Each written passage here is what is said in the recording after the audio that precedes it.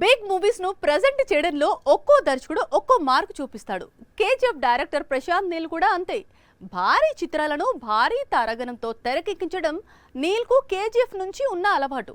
ఇప్పుడు డ్రాగన్ కోసం same trend follow అవుతున్నాడని సమాచారం. ఎన్టీఆర్ తో పాటు మరో బాలీవుడ్ స్టార్ హీరో డ్రాగన్ లో నటిస్తున్నాడు. పవర్ స్టోరీస్ కు పవర్ఫుల్ హీరోయిజానికి care of address Prashanth Neel.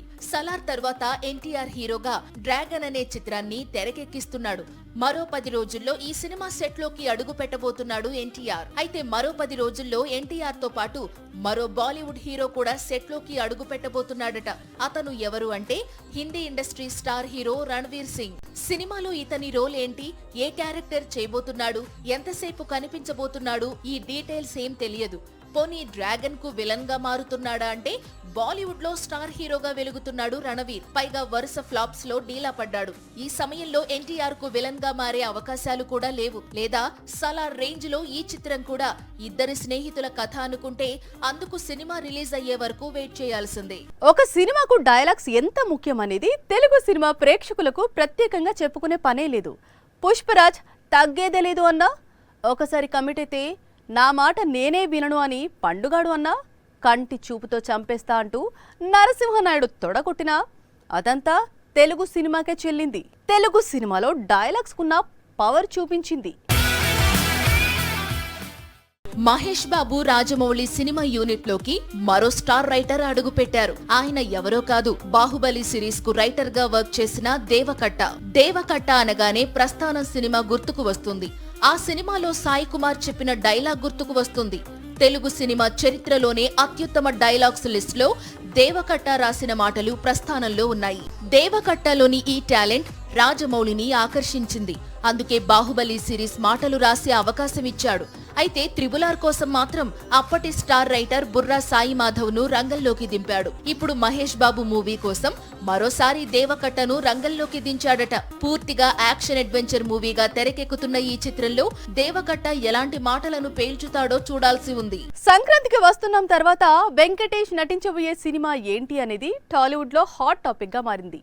300 కోట్లు కొల్లగొట్టి బ్లాక్ బస్టర్ అందుకున్నాడు వెంకీ. దాంతో నెక్స్ట్ ఏ దర్శకుడికి అవకాశం ఇస్తాడు అనేది కాస్త క్యూరియాసిటీ ఉంటుంది. అందుకు తగ్గట్లే రోజుకో దర్శకుడి పేరు తెరపైకి వస్తోంది. ఇప్పుడు త్రివిక్రమ్ పేరు బాగా వినిపిస్తోంది. త్రివిక్రమ్ దర్శకత్వంలో వెంకటేష్ సినిమా చేయలేదు, కానీ వీరి కాంబినేషన్ కు చాలా క్రేజ్ ఉంది. అందుకు కారణం త్రివిక్రమ్ మాటలు రాసిన నువ్వు నాకు నచ్చావ్, మల్లీశ్వరి మూవీస్. ఈ సినిమాలో వెంకీ కోసం త్రివిక్రమ్ రాసిన కామెడీ సీన్స్. నిజానికి త్రివిక్రమ్ దర్శకత్వంలో వెంకటేష్ ఎప్పుడో మూవీ చేయాలి, కానీ ఎప్పటికప్పుడు పెండింగ్ లో పడిపోతోంది. ఇప్పుడు ఆ టైం వచ్చింది అంటోంది తెలుగు ఫిల్మ్ ఇండస్ట్రీ. ఎప్పుడైతే వెంకీ సంక్రాంతికి వస్తున్నాంతో 300 కోట్లు రాబట్టాడో టోటల్ ఇండస్ట్రీ షాక్ అయిపోయింది. అందుకే వెంకీ తగ్గడం లేదు. ఈసారి డబుల్ బ్లాక్ బస్టర్ కొట్టాలి అంటే త్రివిక్రమ్ లాంటి దర్శకుడైతేనే బెస్ట్ అనుకుంటున్నాడు. ఎలాగూ అల్లు అర్జున్ తో త్రివిక్రమ్ చేయాల్సిన చిత్రం ఇప్పట్లో లేదు.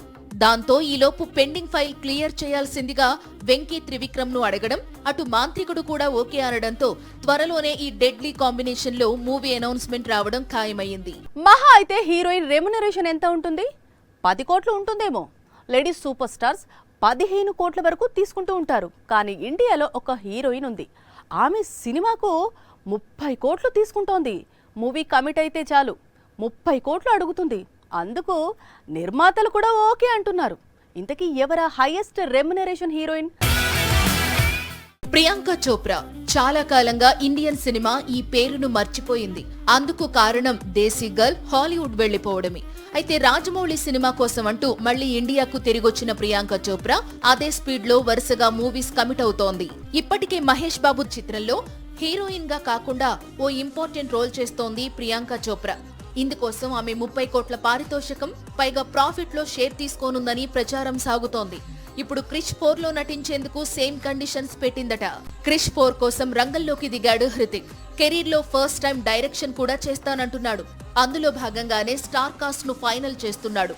ఇటీవలే ప్రియాంక చోప్రాను కలిశాడు. క్రిష్ 4 కోసం తన డేట్స్ లాక్ చేశాడు.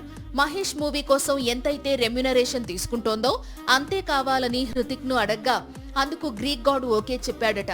దాదాపు 700 కోట్లతో క్రిష్ 4 ను తెరకెక్కిస్తున్నాడు హృతిక్. ఏడాది చివరి నుంచి ఈ చిత్రం సెట్స్ పైకి వెళ్లనుంది. గుడ్ బ్యాడ్ అగ్లీతో అజిత్ కంబ్యాక్ ఇచ్చిన తర్వాత కోలీవుడ్ మొత్తం ఫెస్టివల్ మూడ్ లోకి వెళ్లిపోయింది. మరోవైపు అజిత్ కేజీఎఫ్ యూనివర్స్ లోకి అడుగు పెట్టబోతున్నాడు అనే రూమర్ పాన్ ఇండియాను షేక్ చేస్తోంది. ఇంతకీ ఈ తమిళ స్టార్ నిజంగానే కేజీఎఫ్ 3లోకి అడుగు పెడుతున్నాడా? ఎన్టీఆర్ హీరోగా డ్రాగన్ తర్వాత ప్రశాంత్ నీల్ కేజీఎఫ్ 3 తెరకెక్కించే ఆలోచన చేస్తున్నాడు.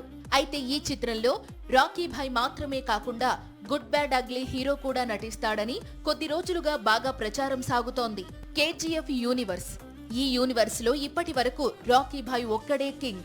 ఇప్పుడు అజిత్ కూడా కేజీఎఫ్ వరల్డ్ లోకి అడుగుపెట్టే అవకాశాలు కనిపిస్తున్నాయి.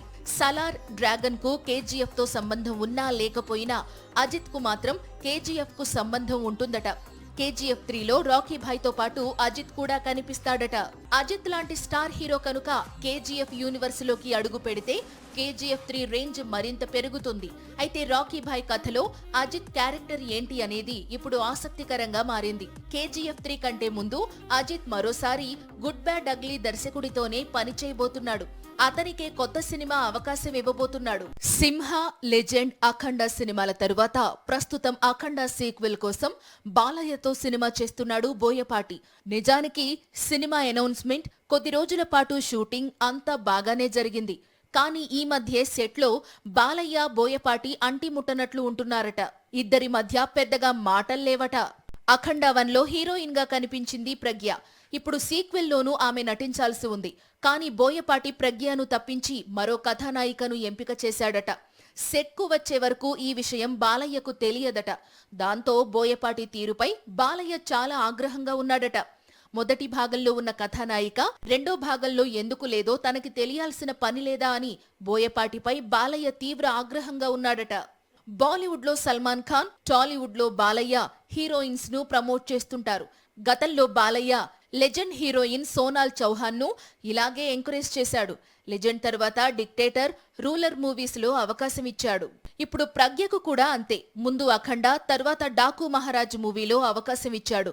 ఇప్పుడు అఖండ సీక్వెల్ లోనూ తను నటించడానికి సిద్ధం కాగా బోయపాటి రెమ్యునరేషన్ రీజన్ గా చెప్పి ఆమెను బాలయ్యకు చెప్పకుండా తొలగించడంతో సీనియర్ హీరో ఫుల్ సీరియస్ గా ఉన్నట్లు సమాచారం.